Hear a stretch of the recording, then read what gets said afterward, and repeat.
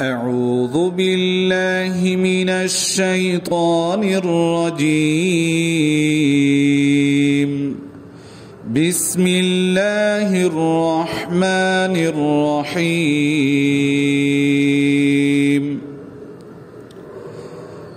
لا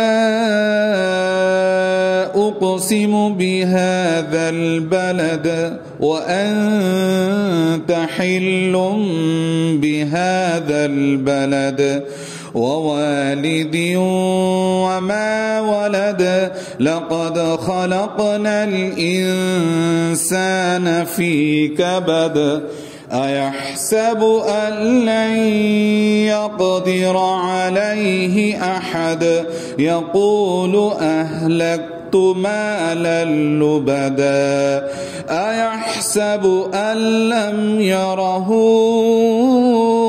أحد ألم نجعل له عينين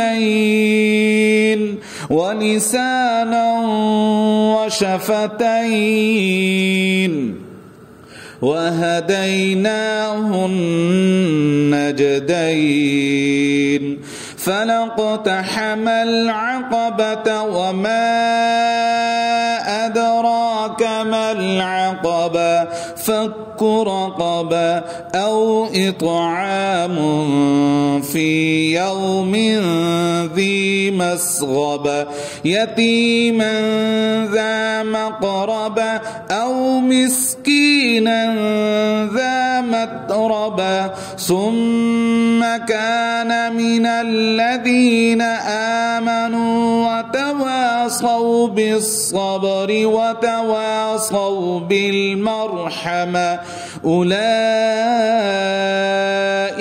أصحاب الميمنة والذين كفروا بآياتنا هم أصحاب المشأمة عليهم نار مؤصدة.